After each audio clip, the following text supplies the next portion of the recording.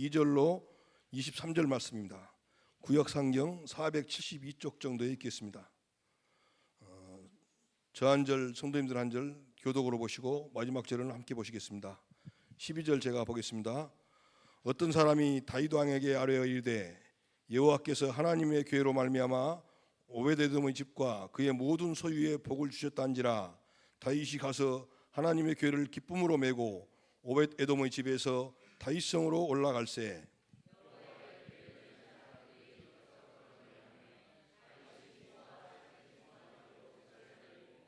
다윗이 여호와 앞에서 힘을 다하여 춤을 추는데 그때 다윗이 배 에봇을 입었더라.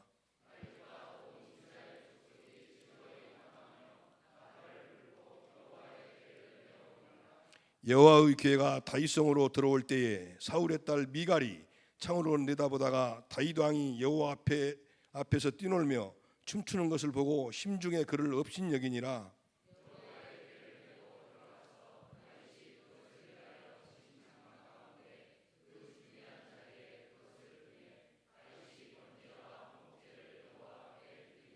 다윗이 번제와 화목제 드리기를 마치고 만군의 여호와의 이름으로 백성에게 축복하고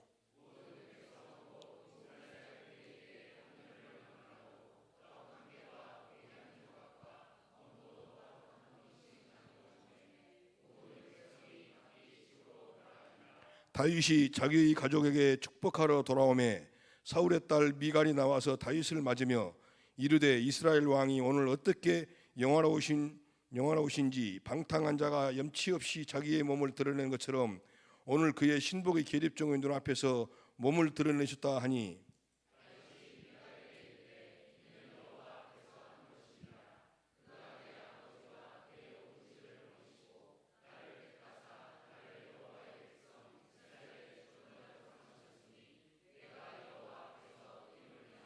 내가 이보다 더 낮아져서 스스로 천하게 보일지라도 네가 말한 바 계집종에게는 내가 높임을 받으리라 한지라. 함께 보시겠습니다. 그러므로 사울의 딸 미갈이 죽는 날까지 그에게 자식이 없느니라. 아멘. 함께 보신 말씀을 본문으로 우리 박은 목사님 나오셔서 지금까지 이런 왕은 없었다라는 제목으로 말씀 선포하실 때 귀한 은혜의 시간 되시기 바랍니다.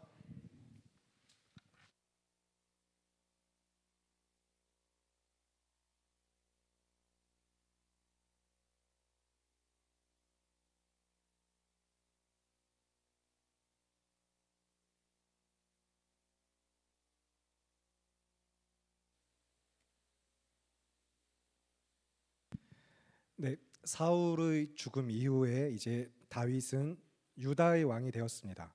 그리고 이스라엘 진영에서는 이제 사울의 아들 이스보셋을 왕으로 세워서 실질적으로는 이제 군사령관인 아브넬이 막강한 권력을 지니고 이스라엘을 통치하고 있었습니다.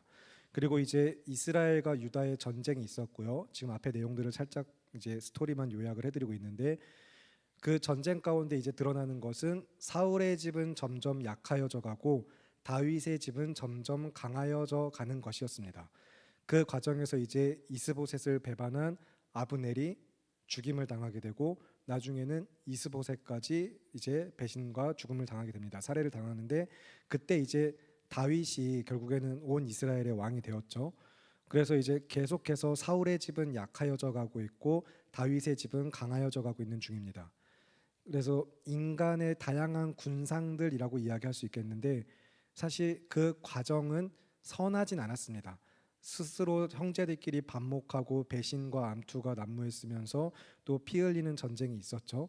그런 죄악된 여러 가지 다양한 상황들 가운데서도 하나님께서는 신실하시게 계속해서 하나님의 언약을 이루어가는 것을 사울의 집은 약하여져 가고 다윗의 집이 강하여져 가는 것으로 드러나고 있습니다. 그래서 이제 헤브론이라는 곳에서 왕이 된 이스라엘의 왕 다윗이 이제 그의 부하들을 데리고 예루살렘으로 갔습니다.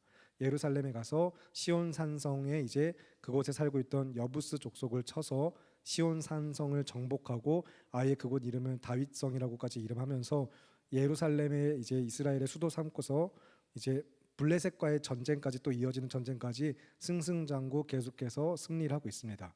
그렇게 계속 강하여져 가는 다윗의 집, 그 하나님의 언약 가운데 그것이 하나님이 그와 함께 하시며 그를 통하여 이루어갈 하나님의 나라를 보여주시기 위하여서 베푸시는 은혜인 것을 기억하실 필요가 있습니다. 다윗이라는 왕을 통해서 하나님의 나라, 하나님의 통치를 보이고 계시는 것인데, 그래서 이제 그 다윗, 하나님께서 세우신 왕은 하나님의 궤, 언약궤를 가져올 것을 결심하게 되었습니다. 그래서 이제 오늘 본문 6장 앞에 초반부에서는 바알레 유다라고 이야기하는 곳, 또 다른 성경에서는 기럇 여아림이라는 지명, 그곳에서 예루살렘으로 이제 언약궤를 가지고 옵니다. 그런데 그 과정에 이제 사고가 발생을 했죠. 넘어지려는 언약궤를 붙잡으려다가 웃사가 그 자리에서 죽임을 당하게 되었습니다. 하나님께서 웃사를 찢어버리셨죠. 그래서 이 찢어버리신 이유에 대해서 우리가 기억할 것은, 하나님께서는 분명히 민수기 4장의 말씀에서 레위 자손, 레위 지파의 고핫 자손이 그 궤를 맬 것을 명령하셨습니다. 고핫 자손이 어떻게 어떤 방식으로 메고 갈지까지 이야기하시면서 거기다가 그것을 만지면, 여호와의 성물을 만지면 죽으리라까지 분명히 말씀을 하셨어요. 그러나 말씀하신 그 방식을 따르지 않았기 때문에 그것은 죄였고 그 결과 하나님의 심판이 임한 것입니다. 그래서 우리가 이것은 부당하다, 억울하다, 항변할 수 있는 것이 아니라는 것을 먼저 짚었습니다. 거룩하신 하나님, 만군의 여호와는 정말로 지극히 어미하신, 초월적이시며 그리고 정말로 존엄하신 하나님이시기 때문에 그 거룩하신 참 하나님 앞에 우리는 부정한 것들, 죄악된 것들이 함께 공존할 수 없기 때문입니다. 빛으로 가득한 오직 빛 그 자체이신 하나님 앞에 어둠은 같이 있을 수가 없고, 그래서 죄로 얼룩진 죄인인 인간은 그 거룩한 하나님의 이제 언약궤에 손만 대어도 그렇게 말씀하셨기 때문인 것도 있고, 바로 죽임을 당하게 된 것입니다. 그래서 잘 알고 계신 말씀 중에 이제 빛이신 하나님께는 회전하는 그림자조차 없다고 이야기하죠. 아주 조금의 어둠도 없으신 거룩하신 이제 거룩 그 자체이신 하나님이시기 때문에 거룩하지 않은 것은 사망, 그렇게 부정한 죄의 결과를 치를 수밖에 없는 것입니다. 그래서 여기서 한 가지, 사실 우리는 너무 하나님이 우리와 함께 하신다라는 것을 굳건하게 믿음으로 붙들고 있는데, 이 신의 현현, 하나님의 임재는, 거룩하신 하나님의 임재는 부정한 존재인 인간에게 굉장히 두려운 사건입니다. 하나님의 음성만으로도 사실 온 우주가 떨며 그분을 눈앞에 뵙고 그와 함께 한다라는 것, 그런 것은 사실 인간이 감당할 수 있는 것이 아니며 곧바로 사망으로 직결되는 일이었습니다. 그러나 다만 긍휼이 풍성하신 하나님께서 하나님의 백성을 택하시고 그 백성과 함께 하시겠다는 큰 사랑, 그 사랑으로 말미암아 은혜로 언약을 맺으셨죠. 약속을 하셨습니다.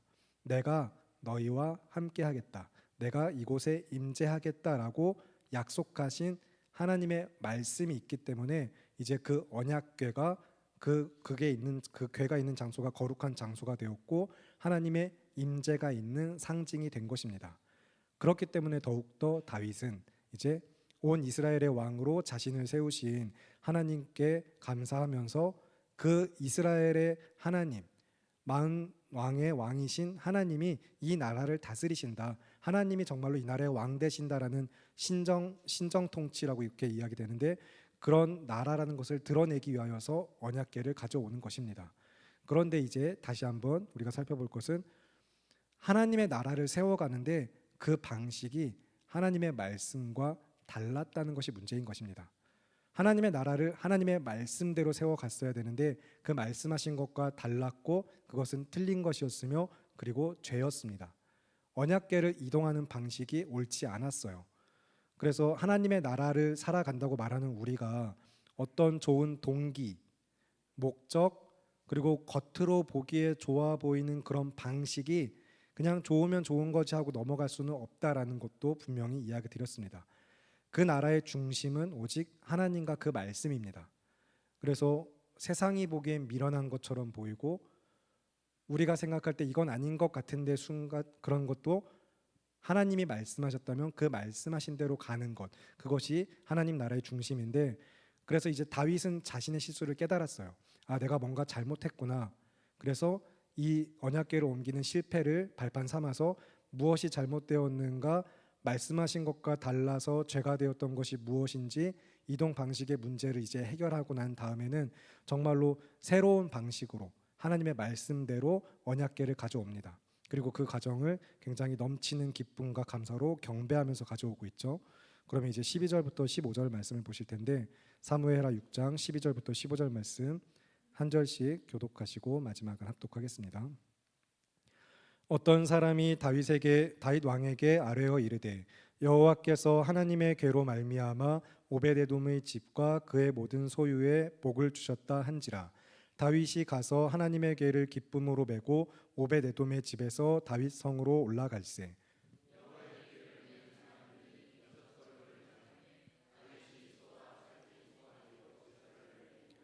다윗이 여호와 앞에서 힘을 다하여 춤을 추는데 그때에 다윗이 베에봇을 입었더라. 함께 읽겠습니다. 다윗은 즐거이 환호하며 나팔을 불고 여호와의 궤를 메어 오니라. 아멘. 이 앞에서 실수하고 실패를 경험했던 다윗은 여호와의 궤가 내게 어찌 오리오 하면서 이제 하나님 앞에 두려움을 느꼈습니다. 이 거룩하신 하나님이 너무 거룩하시기 때문에 두려워서 가드 사람 오베데돔의 집에 일단 언약궤를 둔 지 약 석 달, 3개월 정도의 시간이 지나는 동안에, 그동안에 그런데 이제 하나님께서 오베데돔의 집에 복을 주셨어요. 여기서 이제 우리가 생각하는 것과 인간적인 방식, 세상의 방식과 다른 것은 그동안 다윗이 그냥 가만히 있지 않았고, 또한 이 소식을 듣고 오히려 기뻐했다는 것입니다. 다윗이 그냥 실수와 실패 때문에 절망해서 언약궤를 포기하고 가만히 앉아서 그냥 좌절에 빠진 삶을 살지 않았던 것은, 오히려 어떻게 하면 언약궤를 바르게 가져올 수 있을까를 더 고민하고 했던 것이 더 확실한 것은, 그 오베데돔의 집에 복이 임하였다는 소식을 듣자마자 기뻐하면서 언약궤를 가져왔다는 거예요. 이제 누군가 자신에게 와서 하나님께서 오베데돔과 그의 집 모든 소유에게 복을 주셨습니다라고 이야기하니까, 이건 하나님의 궤로 말미암은 것 같은데요라고 전하니까 너무 기뻐하면서 그것을 가지러 갔다라는 것, 이것은 하나님의 임재가 있는 그 궤는 사실 아무런 문제가 없구나. 하나님은 여전히 그 궤에 이제 임재하시겠다고 하신 그곳에 임재하고 계시며, 그래서 하나님이 계신 임재가 있는 그곳에 복이 넘치는구나라고 깨닫고, 궤 자체는 아무런 문제가 없으니 이제 여호와의 법도대로 내가 그동안 찾아보고 알아본 말씀대로 제대로 가져오기만 하면 되겠구나 하고 기뻐한 것입니다. 이제 이전에는 조금 어떤 의심과 두려움이 있었을 수밖에 없어요. 혹시 이 궤 하나님께서 임재하시겠다고 한 곳에 임재 안 하시는 건 아닐까? 왜 우사가 이렇게 죽었지? 하나님이 임재 안 하시는 건가? 혹은 하나님의 임재라는 것이 이렇게 두려운 일인가? 하나님이 임재하신다는 그 장소, 그 언약궤를 가져오려고 할 때 이런 일이 발생한다면 이 두려운 것을 어떻게 내가 행할 수 있을까? 혹시 내가 뭐 궤에 대하여 잘못 알고 있나? 이런 여러 가지 의심의 안개들이 있다가 그것이 거치고, 하나님은 여전히 그곳에 임재하시며 그곳에 이제 복을 주시는 하나님이신 것을 깨닫고 기뻐서, 하나님께서 내가 언약궤를 옮겨오는 것을 허락하셨구나라는 것을 깨닫고 방식을 바꿔서 이제 다시 가져오는 것입니다. 여호와께서 명령하신 그 법도대로 가져오는데, 13절에 이제 말씀을 보시면 여호와의 궤를 맨 사람들이라고 기록이 되어 있습니다. 여호와의 궤를 맨 사람들이라는 것은 이제 민수기의 말씀 명령처럼 하나님의 말씀대로 어깨에 메어서 이동을 했다는 것입니다. 다윗이 그리고 이 일을 행하면서 정말로 철저하게 얼마나 말씀이 여호와의 법도대로 그것이 중심되도록 행했는지는 역대상 15장의 말씀을 보시면 더 자세히 확인할 수가 있습니다. 함께 말씀을 보실 텐데, 역대상 15장 12절부터 15절입니다. 구약 633쪽쯤에 있습니다. 오늘 본문은 잘 표시를 해두시고,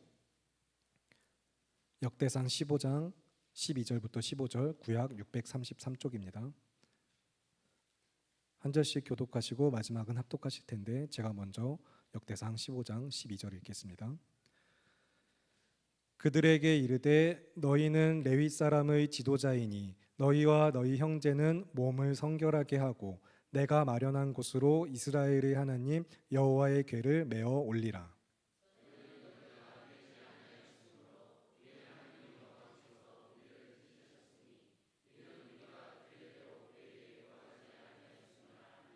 이에 제사장들과 레위 사람들이 이스라엘 하나님 여호와의 궤를 메고 올라가려 하여 몸을 성결하게 하고 함께 읽겠습니다.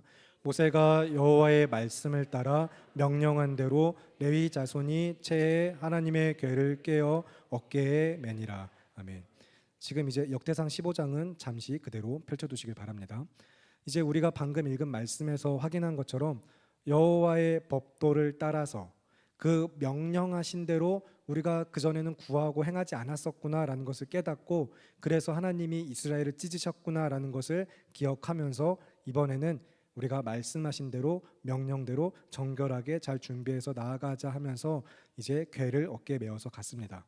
그래서 이제 지난 시간에 또 한 가지 우리가 살펴보았던 것 중에 하나는 언약을 지키지 못하는 이 이스라엘, 하나님의 백성을 하나님께서 찢어버리실 수 없으니까 제물을 찢게 하셨다. 그래서 제물을 찢으시는 그 구약의 제사에서 마침내는 그것이 그리스도의 십자가에서 그 언약이 성취되어서 하나님의 아들이 그의 몸을 찢으시고 그의 피를 흘려서 우리를 구원하신 그 은혜가 무엇인가를 한번 또 다시 말씀 가운데 마음에 새겼습니다. 우리의 죄, 이스라엘만 아니라 이제 오늘 이 시대를 살아가는, 그리고 앞으로 오는 세대 가운데 모든 인류를 향하여서 죄인인 우리를 구원하시려고 죽임당하신 하나님의 어린 양, 그 예수 그리스도와 같은 분이 없다는 것을 여러분 기억하시기 바랍니다. 오직 예수님만 우리를 구원하십니다. 하나님께서 말씀하신 대로 그 예수 그리스도를 믿으시기 바랍니다. 그리고 세상 어디에도 이런 사랑이 없다라는 것도 기억하셨으면 좋겠어요. 이것이 뭐 어떻게 보여지는 상황이나 무엇을 희생했느냐, 그리고 막 그 방식이나 숭고하고 거룩함 이런 걸 넘어서 정말로 완전하신 사랑이 십자가 위에서 예수 그리스도로 말미암아 우리에게 베풀어지고 확증된 것을 믿으시기 바랍니다. 하나님은 사랑이십니다. 그 하나님과 같은 분은 없습니다. 주와 같은 분은 우리에게 없습니다. 그래서 이제 우리는 그 하나님을 거룩하신 하나님, 홀로 유일하신 구별되신 참 하나님, 거룩하신 하나님으로 믿는 것이고, 하나님은 실제로 거룩하시고요, 그분이 우리의 구원의 주가 되심을 믿습니다. 그 하나님의 임재는 그래서 너무 기쁜 것이 되죠. 이 하나님의 임재가 너무 기쁜 것이 되기 때문에 그 하나님이 오신다는 사실이, 언약궤가 예루살렘으로 온다는 것이 기뻐서 온 이스라엘이 이제 함께 즐거이 기뻐서 환호를 했습니다. 물론 이제 우리가 지금 예수 그리스도의 언약의 성취 이후에 새로운 은혜의 시대를 살아가고 있지만, 그 전에 구약의 시대는 아직 구원의 은혜가 완전히 계시되지는 않았었습니다. 그래서 그들이 가지고 있는 하나님에 대한 이해나 그들이 하나님과 동행하는 삶의 방식은 조금 제한된 형태로 언약으로 주신 만큼 안에 머물러 있었어요. 그래서 그들은 언약궤를 가져오는 것이 하나님의 임재였고, 그리고 또 하나님 앞에 제사를 드려야 하는 그런 삶의 방식을 계속 해야 했습니다.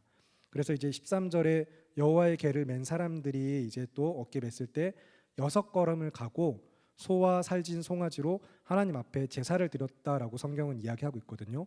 오늘 사무엘하 6장 13절에서 그렇게 이야기하는데, 사실 이 구절을 해석할 때 조금 다양한 견해가 있습니다. 6걸음을 갈 때마다, 매 6걸음마다 드린 제사이냐, 아니면 처음 6걸음을 떼고 난 뒤에 드린 한 번의 제사이냐, 일단은 그 제사의 횟수를 두고 견해가 나뉘고 있거든요. 그리고 또 한 가지 이제 이 6걸음이 문제가 되는 것은 왜 6걸음이냐, 5걸음, 7걸음, 뭐 101걸음 이렇게 안 하고 왜 6걸음이냐라고 이 걸음 수를 두고 이제 여러 가지 또 견해들이 있긴 하지만, 명확하게 정리된 정설과 같이 이야기되는 견해는 아직은 없습니다. 먼저 이제 첫 번째 이제 이런 좀 견해가 나뉘는 부분에 대해서 이야기 드리면, 우리의 입장은 처음 6걸음, 맨 처음 6걸음을 떼고 난 다음에 드린 단 한 번의 제사로 이야기합니다. 6걸음마다, 매 6걸음마다 제사를 드리는 방식은 사실 굉장히 이교도적입니다. 우상숭배의 방식이죠. 하나님께서 원하시는 방식이 아닙니다. 우리는 하나님을 그렇게 믿지 않고 하나님은 그렇게 말씀하시지도 않았습니다. 만약에 하나님이 정말로 그런 하나님이시라면, 야 너희 언약궤를 메서 오는데 어떻게 그렇게 메고 오냐면서 6걸음마다 계속해서 제사해라, 이런 하나님이시라면 이미 그 전부터도 더욱더 다양한 많은 율법을 통해서 수많은 제물을 바치도록 제물에 초점을 두고 이제 명령을 하셨겠죠. 하지만 하나님은 그렇게 명령하지 않으셨습니다. 재물을 받고 싶어서 제사하라고 하신 것이 아니었기 때문이죠. 뭔가 많이 값지게 야 저기 저 블레셋의 신보다 나한테 너희가 더 값지게 뭔가를 바쳐야 되지 않겠니 하시면서 하나님이 그렇게 높아지시려고 제사를 명령하신 것이 아니었기 때문에 어떤 종교심 그런 것들을 불러일으키고 고양시키려고 제사를 명령하신 것도 아니었기 때문에 6걸음마다 드린 제사라고 보기에는 어려움이 있습니다. 이제 처음 6걸음 딱 걷고 나서 드린 단 한 번의 제사로 이해를 하시는 것이 좋고요. 그래서 우리가 또 주목할 것은 제사의 이유, 제사의 목적 여기에 더욱더 초점을 두고 말씀을 볼 필요가 있습니다. 그러면 아까 역대상 15장을 잠시 펼쳐달라고 이야기 드렸는데 역대상 15장 25절부터 28절 말씀 그 이후에 이어지는 25절부터 28절의 말씀을 한 절씩 교독하시고 마지막은 합독하겠습니다. 역대상 15장 25절부터 28절입니다. 제가 먼저 25절 읽겠습니다. 이에 다윗과 이스라엘 장로들과 천부장들이 가서 여호와의 언약궤를 즐거이 메고 오벳에돔의 집에서 올라왔는데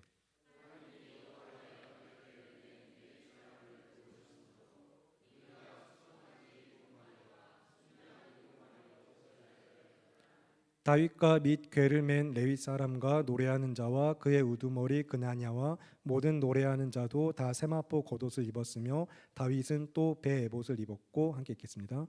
이스라엘 무리는 크게 부르며 뿔 나팔과 나팔을 불며 재금을 치며 비파와 수금을 힘있게 타며 여호와의 언약궤를 메어 올렸더라. 아멘. 지금 이제 26절의 말씀을 보시면 하나님이 여호와의 언약궤를 맨 레위 사람을 도우셨으므로 그래서 그것에 감사로 드린 제사입니다. 여기서는 그리고 이제 걸음수를 언급하지 않아요. 걸음이 몇 걸음인간 사실 그렇게 중요하지 않다는 것입니다. 걸음보다 중요한 것은 제사의 이유가 무엇인가, 목적이 무엇인가, 그리고 그 제사를 받으시는 분이 누구인가 이것이 더 중요합니다. 결국에는 이스라엘을 도우시는 하나님, 그 하나님을 향하여 그리고 그를 위하여 어떤 믿음으로 드리는가 이 제사의 초점과 중점은 여기에 있다는 사실입니다. 그들을 도우셔서 하나님의 임재가 그대로 이스라엘에 임할 수 있도록 레위 사람을 도우신 하나님께 감사하여서 제사를 드린 것입니다. 그리고 이제 제사라는 것 자체도 여러분이 다시 한번 이스라엘 백성에게 그리고 구약의 시대에 그것이 어떤 의미였는가를 기억하실 필요가 있는데 거룩하신 하나님께서 그 이스라엘 백성 하나님의 백성을 부르시는 그 거룩한 부르심 가운데 그들 역시 거룩한 삶을 살아가도록 하나님과 동행하기 위한 삶의 방식이 구약의 시대에는 그 중에 하나가 제사였던 것입니다.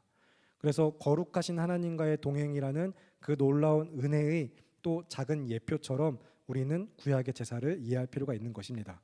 그리고 이제 덧붙여서 한 가지 6걸음 딱 걷고 난 뒤에 드린 단 한 번의 제사로 우리가 이해할 수 있는 것은 다윗이 말씀대로 잘 준비했지만 한 번의 실패를 경험했잖아요. 이제 그래서 레위 사람들 이제 고앗 자손들이 매게 한 다음에 몇 걸음 일단은 걸어보게 했을 것입니다. 너네 일단 한번 가볼까? 이제 시작해 볼까? 하고서 걸어보고 난 다음에 몇 걸음 떼고 나서도 아무런 문제 없으니까 우사를 찢으셨던 것 같은 그런 사건이 없으니까 특별한 문제 없이 이동 가능한 것을 보면서 이 방식이 맞구나 말씀하신 대로 하면 되겠구나 하고서 그 이제 그렇게 도우시는 레위인을 도우신 하나님께 감사의 제사를 드렸다는 것입니다. 그것을 메고 가도록 허락하신 하나님께 말씀하신 대로 이루어 가신 하나님께 제사를 드린 것이죠. 그리고 이제 여기서 사무엘 하가 역대상과 다르게 6걸음을 언급하고 있는데 이에 대하여서 앞에서도 말씀드렸지만 명확한 해석은 아직은 없습니다. 그런데 이제 지극히 개인적으로 제가 말씀을 묵상하면서 설교를 준비하는 가운데 이제 7이라는 숫자 사실 여러분에게 익숙하신 숫자죠.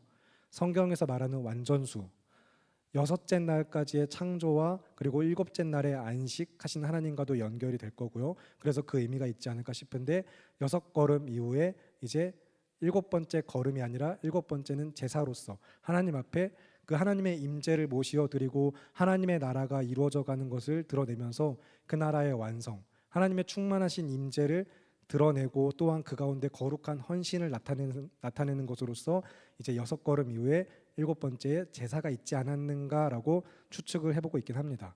하지만 이제 성경은 사실 명확하게 그것을 이야기하진 않아요. 이제 명령대로 뭐 어떤 율법으로 그런 것을 주시진 않았고, 그래서 우리는 말씀이 보여주시는 만큼만, 그냥 들려주시는 만큼만 딱 가는 것이 사실 가장 안전합니다. 무리하게 상징적으로 어떤 의미와 이유를 찾아서 너무 거기에 빠져들다 보면은 건강한 성경 읽기가 안 될 수 있기 때문에 조금은 지양하시는 것이 좋고요. 다시 이제 조금 정리를 해드리면, 역대상 15장의 말씀을 통해서 우리가 이제 이 본문과 사무엘하 6장과 같이 보시면서 기억하실 수 있는 것은, 제사의 이유는 레위인을 도우신, 몇 걸음이 되었든지 간에 결국에는 그들을 도우신 하나님께 그들이 마땅히 드릴 거룩한 삶으로서 감사로서 제사했다는 것입니다. 그리고 이제 이 모든 일이 이루어져 가는 것을 보면서 다윗은 정말로 기뻐서 춤을 추지가 않을 수 없었고, 온 이스라엘 역시 즐거이 환호하면서 여호와의 궤를 메어 하나님의 임재를 이스라엘 나라로 가져오고 있습니다. 그런데 이제 그 하나님의 임재와 함께 하나님의 나라로 세워져 가는 이스라엘이 기쁨과 감사로 계속 가득하고 모두에게 충만한 은혜가 이제 후반절까지 계속해서 이어지고 있거든요. 16절부터 19절 계속. 그런데 한 사람만 살짝 어긋나 있습니다. 그러면 이제 본문 16절부터 19절의 말씀을 보실 텐데, 사무엘하 6장 16절부터 19절입니다. 한 절씩 교독하시고 마지막은 합독하겠습니다. 제가 먼저 16절 읽겠습니다. 여호와의 궤가 다윗 성으로 들어올 때에 사울의 딸 미갈이 창으로 내다보다가 다윗 왕이 여호와 앞에서 뛰놀며 춤추는 것을 보고 심중에 그를 업신 여기니라.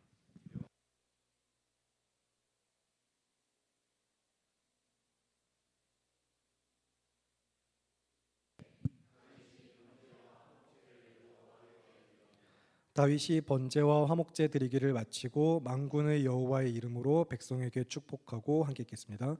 모든 백성 곧 온 이스라엘 무리에게 남녀를 막론하고 떡 한 개와 고기 한 조각과 건포도 떡 한 덩이씩 나누어 주매 모든 백성이 각기 집으로 돌아가니라. 아멘. 이제 정말 성경적인 하나님의 말씀하신 그 법도대로 여호와의 궤를 메워왔던 다윗은 이제 또 그것을 위하여 친 장막, 그 준비한 자리에 이제 언약궤를 둡니다. 하나님의 임재를 위하여서 말씀대로 그가 얼마나 철저하게 준비했는가를 보여주고 있어요. 이제 장막을 미리, 성막을 미리 만들어 두고 그 성막이 있어야 될 언약궤의 자리까지 다 준비해 준 다음에 언약궤가 있어야 할 자리에 있도록 한 것입니다. 하나님의 임재를 위하여 말씀하신 대로 준비가 되어진 모습입니다. 여기서 이제 다시 한번 하나님의 임재를 위하여서 말씀하신 대로 준비되어진 이 모습, 이 모든 상황이 그려내는 이 상황적인 어떤 묘사, 이 그림 때문에 우리가 지난주에서 다시 한번 분명히 짚고 넘어갈 것이 있는데, 여러분, 준비 찬양은 없습니다. 네. 지금 이 본문의 말씀을 우리가 보면서 하나님께서 임재하실 수 있도록 앞에서 찬양하고 기뻐하며 하나님께서 그 찬양을 기쁘게 받으셔서 하나님의 임재가 성공적으로 마쳤구나 하고 그런 이야기로 봐서는 안 된다는 것입니다. 준비 찬양은 없습니다. 하나님의 마음을 감동시키고 어마어마한 열정과 갈망을 담아서 임재하시도록 찬양을 드리며 제사를 올려드리고 하나님이 그것을 받으셨기 때문에 임재하신 것이 아니라는 거예요. 하나님께서 말씀하셨고 말씀하신 대로 순종하기 때문에 임재로 가득한 것입니다. 그 말씀이신 하나님이, 그리고 또 예수 그리스도의 구속하심이 성령 하나님의 내주하신 가운데는 또 이제 이미 우리 삶에 충만하여서 우리는 하나님과 함께 살아가는, 하나님과 연합된, 주님과 동행하는 삶을 지금 여기서 살아가는 성도 그리고 교회입니다. 여러분, 정말로 그 은혜를 기뻐하여서 그래서 마음으로 감사로 찬양하시길 바랍니다.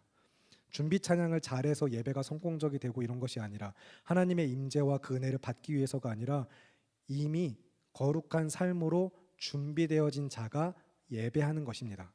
성도가 드릴 새 노래로 하나님을 찬양하는 것입니다. 우리가 그렇게 이제 예배자로 믿음으로 준비되도록 하나님께서 말씀을 주셨어요. 그리고 예수님 자신과 성령을 우리에게 주셨습니다.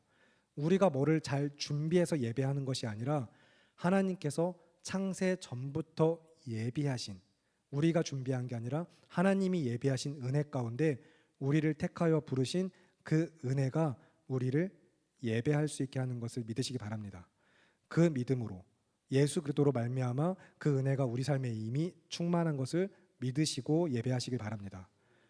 그러나 이제 아직 예수 그리스도께서 오시기 전에 아직 이 구약의 시대에 다만 약속하신 그 말씀대로 하나님의 임재가 충만하여진 언약궤로부터 말미암아 임재가 충만하여진 이스라엘은 이제 그리스도의 예표가 되고 하나님 나라의 왕으로서 세워진 이 다윗이 또한 만군의 여호와의 이름으로 모든 백성에게 축복을 하고 있습니다.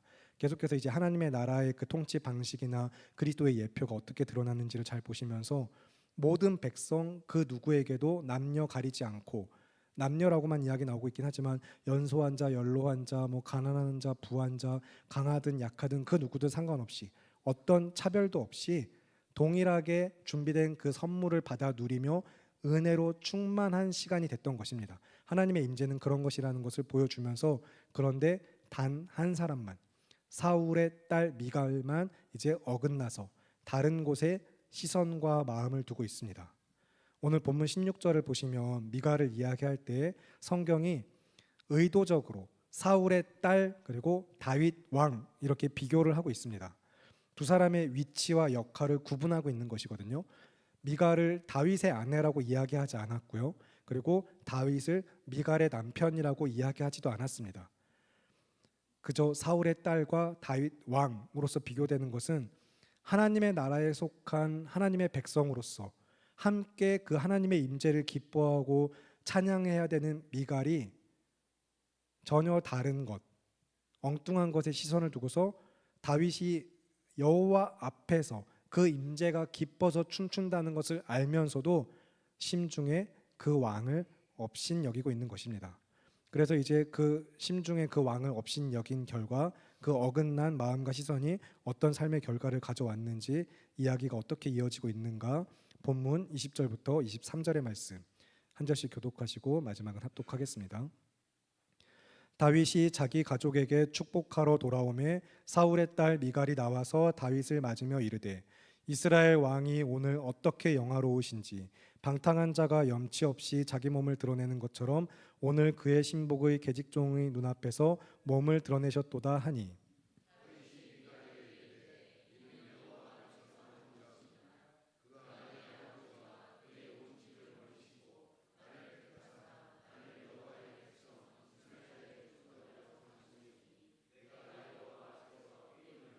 내가 이보다 더 낮아져서 스스로 천하게 보일지라도 네가 말한 바 계집종에게는 내가 높임을 받으리라 한지라. 함께 읽겠습니다. 그러므로 사울의 딸 미갈이 죽는 날까지 그에게 자식이 없으니라. 아멘. 이제 하나님의 은혜의 섭리 가운데 왕으로 세워진 다윗은 또한 그 가정의 가장이 된 존재입니다. 그래서 계속해서 이스라엘에 축복한 것처럼 자기 가정에, 자기 가족에게 축복하러 들어온 다윗 왕 그 아버지, 자기 남편을 맞이하면서 미갈이, 사울의 딸이 그를 보자마자 굉장히 강렬하게 비꼬고 있어요. 새 번역이나 공동 번역을 보면은 이제 문장은 좀 다르긴 하지만 이제 그 맥락상 이야기할 때 임금님의 채통이 참 볼만하더군요라고 이야기하고 있고, 새 한글 성경에서는 조금 더 강하게 참 존경받도록 처신하셨습니다라고 이야기하고 있습니다. 굉장히 오늘 이제 개역 개정도 그런 의미를 살려서 오늘 어떻게 영화로우신지 하면서 이제 막 굉장히 강렬하게 비꼬고 있는 것을 그대로 드러내고 있어요. 그러면서 이제 아유 얼마나 영광스럽고 존경받을 만하게 처신하셨는지 그냥 신하들 여종들 앞에서 온몸 다 드러내놓고 아주 잘하셨네요 하면서 이야기하고, 이제 이렇게 이야기할 때 이제 여기서 근데 미갈의 화법상 그런 것이지 정말로 다윗이 온 맨몸을 막 맨살을 다 드러냈고 그런 의미로 이제 그렇게 춤을 추었다라고 보기는 사실 좀 어렵습니다. 아무래도 이 배에봇 특성상 어느 정도 맨살 좀 살이 드러나는 부분이 일정 부분 있었을 수 있겠지만, 그것을 가지고 그 살이 좀 드러난 것을 가지고 굉장히 빈정거리면서 무시를 하는 것입니다. 그러면서 이제 그런 이야기를 듣자마자 이제 미갈이 그렇게 비꼬고 비난을 하니까 다윗이 사실을 이제 정정해 주면서, 그리고 아주 뼈 있는 말로, 흔히 요즘 말로 막 이제 막 뼈로 이제 막 때린다고, 이제 막 말로 때린다고 이렇게 하는 그 표현처럼 이야기하기를, 역시 이제 사울의 집은 약하여져 가고 다윗의 집이 강하여져 가는 그 하나님의 섭리 가운데 이야기를 하는데, 하나님은 처음에 당신 아버지 그리고 당신 집안을 택하셨지만 그 집 버리고 나를 택하셨다. 네가 그렇게 이야기하는 너의 집, 너 하나님께서 버리셨어. 하나님은 나를 택하셨어. 그러니 네가 아무리 그렇게 이야기해봤자 내가 정말로 내가 봐도 참 천하게 보일 만한 행동을 했지만 그러나 하나님은 계속해서 나를 높이실 거야라고 이야기를 하고 있습니다. 그래서 이제 계속해서 다윗의 집은 강하여져 가고 사울의 집이 약하여져 가는 그 섭리가 보여지고 있는 것인데 자기가 왜 그렇게 춤췄는가 먼저 밝히고 있어요. 그래 내가 맨살 조금 드러났을지 모르겠지만 조금 그런 부끄러운 행동, 부끄럽고 수치스러움이 조금 있었겠지만 그러나 나는 여호와 하나님 앞에서 기뻐서 춤을 춘 것이다. 내가 그렇게 춤춘 이유와 목적이 무엇인지 이야기하면서 그 하나님이 어떤 분이냐 하고 이야기할 때 사울과 그의 온 집은 버리셨고 나를 택하셨다. 이스라엘이라는 하나님의 나라의 백성, 그 나라의 주권자인 왕으로서 나를 세우셨으니 나는 이 하나님 앞에 기뻐 춤추지 않을 수 없다라고 이야기하면서 내가 이제 더 낮아지고 더 낮아져서 내가 나를 봐도 천하게 보일지라도 나는 아무런 상관이 없다. 문제 없다라고 이야기하면서 나는 여전히 하나님께서 나를 왕으로서 높이실 것을 안다라고 이제 그렇게 이야기를 하는 것입니다. 백성들은 왕인 나를 존경할 것이다라고 이야기를 하는 거예요. 그리고 이제 그 결과 사울의 딸 미갈은 죽는 날까지 자식이 없으므로 사울의 집은 점점 정말 망하여만 가고 다윗의 집은 계속 강하여져 가고 있습니다. 그래서 이제 원래는 오늘 설교의 제목으로 낮은 자의 하나님이나 아니면 낮은 자를 높이시는 하나님 그런 설교의 제목으로 준비를 하다가 계속 말씀을 묵상하는 가운데 참 이 다윗과 같은 왕이 없구나, 이런 왕이 진짜 없구나라는 마음과 생각이 들면서 제목을 오늘 설교의 제목처럼 바꾸게 됐어요. 그런데 이제 오늘 설교의 제목을 보고 주보를 보시고 어떤 영화의 대사를 떠올리신 분이 계실 수도 있을 것 같은데 조금은 이제 그런 것을 의도한 것도 있긴 합니다. 그래서 혹시나 장로님이 제목을 읽어주실 때 그런 어조가 막 살아날까봐 좀 약간 걱정도 했는데 아주 잘 읽어주셔가지고 감사합니다. 네. 이제 정말로 그런데 지금까지 이런 왕은 없었습니다. 네. 근데 이렇게 이야기하고 역사적으로 보면은 다윗 바로 앞에 사울밖에 없었는데 이제 두 번째인데 당연히 지금까지 이런 왕이 없었지 하실 수 있긴 하겠는데 너무 비교 대상이 적은데요 싶을 수 있지만 그러나 그 이후로도 계속해서 이제 말씀 성경을 보시면은 다윗의 길로 행하였다 행하지 않았다라고 이야기하면서 다윗은 모든 왕들의 역사 가운데 그 길로 행하였는가 행하지 않았는가 기준이 되는 왕으로서 이야기가 되고 있습니다. 이스라엘에 이런 왕이 없었다는 것입니다. 하나님의 마음에 합하여서 율법을 지키면서 하나님의 말씀을 중심으로 하고 그런 예배의 삶을 힘쓴 믿음을 살아낸 인물 다윗과 같은 왕은 없었습니다. 물론 그도 죄를 짓기는 했고 연약한 인간이었지만 사실 이스라엘의 많은 왕들 중에 더 거룩한 삶으로서 보여질 자들도 분명히 있었을 것입니다. 하지만 문제는 이스라엘의 그 많은 여러 왕들 중에 악하고 하나님의 말씀에서 떠난 왕들이 더 많았다는 것이 문제이고 선하게 하나님께도 중심되고 거룩한 삶을 살아간 왕도 간혹 있긴 했지만 정말로 다윗과 같은 왕이 없었던 것은 다른 사람이 볼 때 천하고 낮아질지라도 나는 무시당하고 낮아지고 천하게 보일지라도 하나님을 높이는 일이라면 얼마든지 더 낮아지기를 기뻐하고 힘쓰며 정말로 말씀대로 살아가기에 자신의 모든 것을 걸고 살아간 그 한 사람, 그런 왕은 다윗 이전에도 이후로도 없었던 것처럼 보입니다. 정말로 다윗과 같은 왕은 없었어요. 그러나 다윗 이후에 우리에게 이제 한 왕이 계시죠. 겸손의 왕이 되시는 예수 그리스도만 이제 이런 정말로 이제 예수 그리스도에게만 이런 호칭을 붙일 수 있을 것 같은데 지금까지 이런 왕은 없었습니다. 만왕의 왕이 되시고 우리가 앞에 찬양 부를 때도 유대인의 왕이고 곧 우리의 왕이시라 고백한 그 예수님께서 어떻게 우리를 구원하셨는지 너무 잘 알고 있는 우리는 정말로 예수님과 같은 이런 왕이 이후로도 앞으로도 영원히 없을 것을 믿는 예배자들입니다. 예수님만이 우리의 왕이시고 예수님과 같은 왕이 없는 것을 믿으시기 바랍니다. 하나님의 영광을 위하여서 오직 하나님의 영광을 위하여서 그리고 우리에게 구원의 그 은혜와 복을 베풀어 주시려고 천한 몸을 입고 한없이 낮아지신 예수 그리스도 오직 한 분만이 우리의 왕이시며 지금까지 이런 왕은 없었고 영원히 없습니다. 그런 낮아지심과 높아지심 굉장히 낮아지셨지만 높아지신 그것을 두고 이것을 이제 그리스도의 겸손이라고 이야기하면서 성경이 어떻게 이야기하는지 빌립보서 2장의 말씀을 보실 텐데 신약 319쪽쯤에 있습니다. 빌립보서 2장 5절부터 11절까지의 말씀입니다. 빌립보서 2장 5절부터 11절 신약 319쪽 한 절씩 교독하시고 마지막은 합독하겠습니다. 너희 안에 이 마음을 품으라 곧 그리스도 예수의 마음이니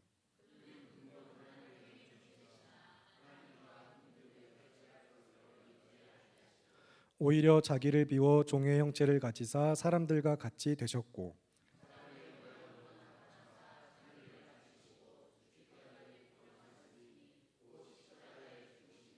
이러므로 하나님이 그를 지극히 높여 모든 이름 위에 뛰어난 이름을 주사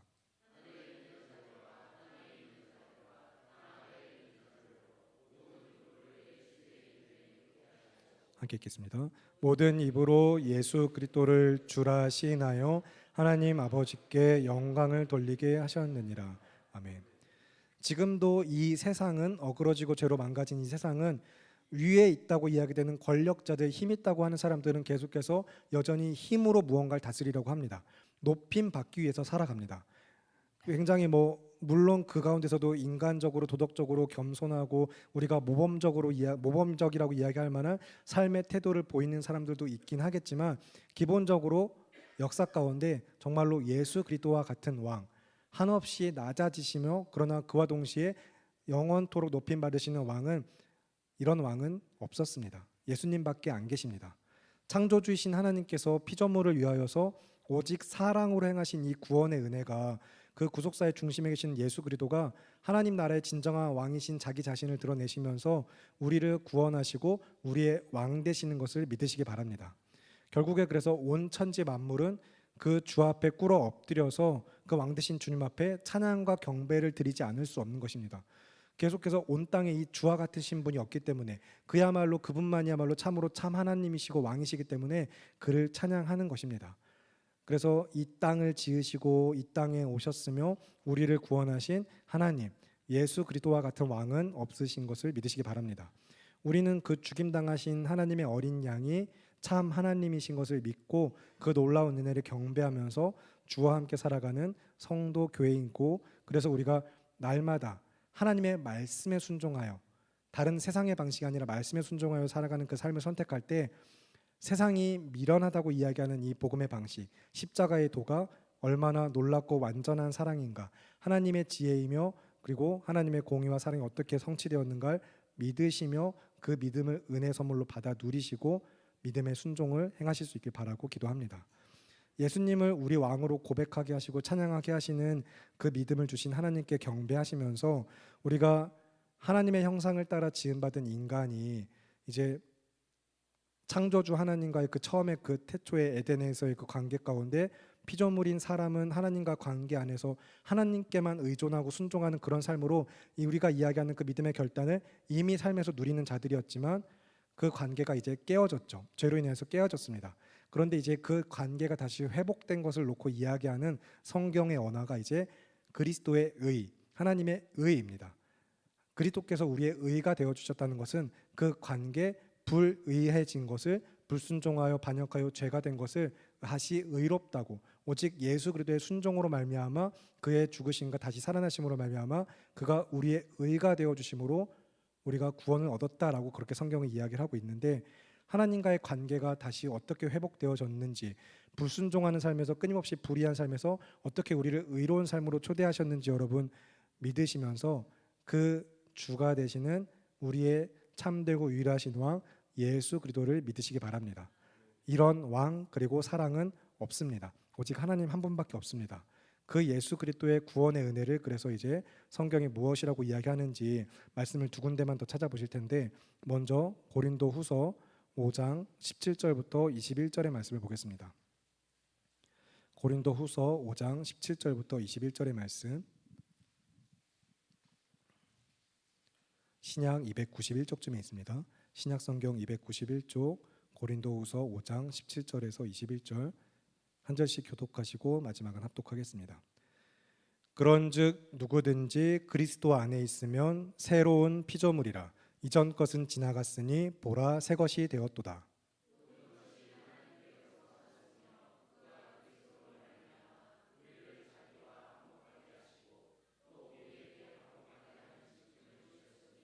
곧 하나님께서 그리스도 안에 계시사 세상을 자기와 화목하게 하시며 그들의 죄를 그들에게 돌리지 아니하시고 화목하게 하는 말씀을 우리에게 부탁하셨느니라.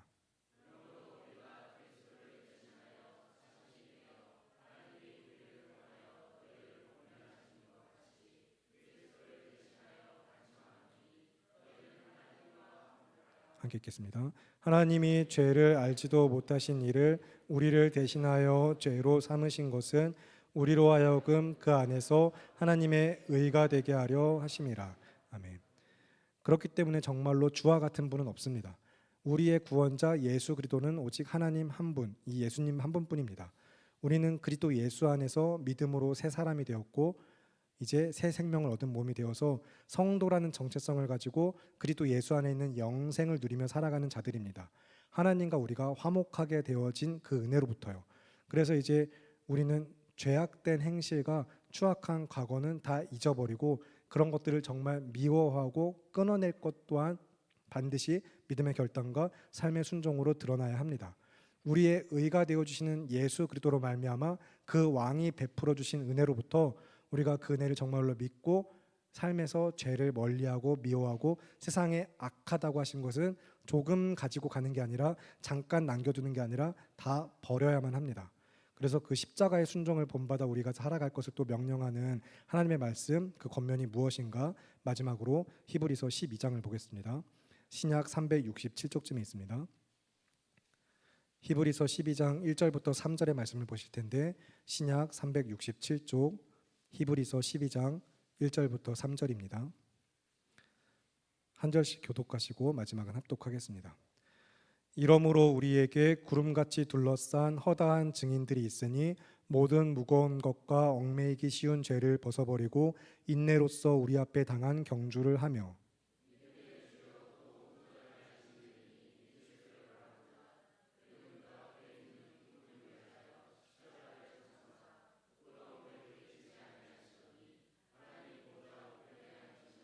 함께 읽겠습니다. 너희가 피곤하여 낙심하지 않기 위하여 죄인들이 이같이 자기에게 거역한 일을 참으신 일을 생각하라. 아멘. 하나님의 영광을 위하여 우리를 향하신 구원의 은혜로 십자가에서 부끄러움을 참으시고 한없이 낮아지셨으며 죽기까지 하셨으나 또한 다시 살아나시고 만왕의 왕으로 높임 받으시는 예수 그리스도를 믿는 믿음으로 날마다 승리하시기를 바랍니다. 복음을 부끄러워하지 마시고 믿는 자에게 구원을 주시는 하나님의 능력되는 말씀을 힘입어서 날마다 믿음으로 살아가는 성교교회 우리 모두가 되기를 기도합니다. 이 시간 함께 기도하시겠습니다. 오늘 들은 말씀과 주시는 마음을 붙들고 함께 통성으로 기도하실 텐데 정말로 그리스도를 믿는 믿음이 우리에게 말씀에 순종하는 삶으로 드러날 수 있기를 같이 기도하시겠습니다. 나를 구원하신 예수 그리스도를 믿는다라고 이야기하고 예배하면서도 여전히 삶에서 죄를 멀리하지 않고 하나님의 말씀을 따르지 않는 우리들 그런 삶을 돌아보면서 그 모든 악독한 죄악들을 내어버리고 하나님 앞에 회개의 기도를 드리기 원합니다. 그리고 또한 우리의 결심과 결단이 그냥 그렇게 또 끝나는 결심과 결단이 아니라 삶에서 이어지고 믿음으로 살아내는 삶이 되기를 간구하시면서 주님의 은혜를 구하시면서 그 능력과 힘이 되시는 하나님의 말씀에 순종하는 믿음의 삶을 위하여서 기도하실 때 이 시간 주님과 같은 분이 없습니다. 나의 구원자, 내 생명, 나의 주 예수 그리스도를 믿는 믿음으로 말씀에 순종하는 삶을 살기 원합니다. 주님의 은혜를 간구하시며 주님의 이름 한번 외치시고 함께 기도하겠습니다. 주여 살아계신 아버지 하나님, 오늘은 주님의 은혜를 이 자리에 있음을 믿음으로 고백합니다.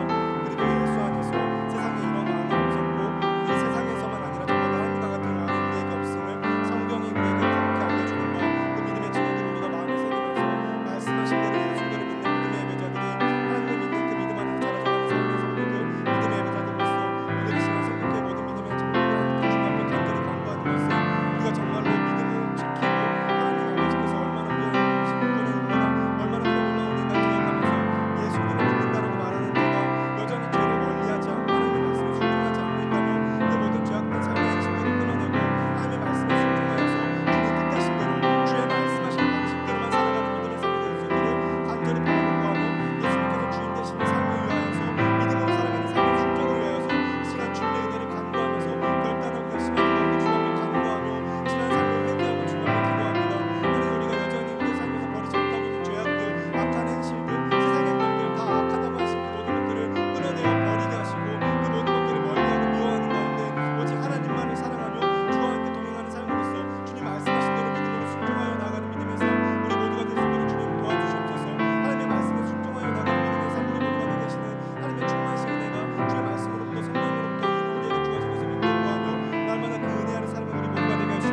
주의 말씀에 붙들린 믿음으로 승리할 수 있도록 도우시는 주의 은혜를 간구하며 귀하고 아름다우신 우리 주 예수 그리스도의 이름으로 기도합니다. 아멘. 살아계시는 하나님 아버지, 우리를 성도와 교회로 삼으신 그 크고 놀라우신 은혜가 얼마나 감사한지 기뻐 찬양하고 예배하는 이 주일 함께 모인 믿음의 공동체가 이제 계속해서 삶의 자리로 나아가 하나님을 예배하기 원합니다. 날마다 하나님의 임재 아래 살아가면서 그 은혜를 누리며 우리가 끌어내지 못했던 죄악된 행실들, 미워하고 멀리하고 세상은 악하다고 말씀하신 그 하나님의 말씀을 마음에 새기며 악한 것들이 아닌 선한 것들, 오직 주의 말씀과 하나님께 속한 것들을 기뻐하고 누리며 그 믿음 안에 살아가는 우리 모두가 될 수 있도록 주님 도와주시옵소서. 주의 말씀하신 대로 살아가는 삶이 참으로 은혜 아래 살아가는 삶이며 하나님의 나라를 살아가는 삶의 방식인 것을 믿고 믿음으로 순종할 수 있도록 도우시는 주의 은혜를 간구하며 귀하고 아름다우신 우리 주 예수 그리스도의 이름으로 기도합니다. 아멘.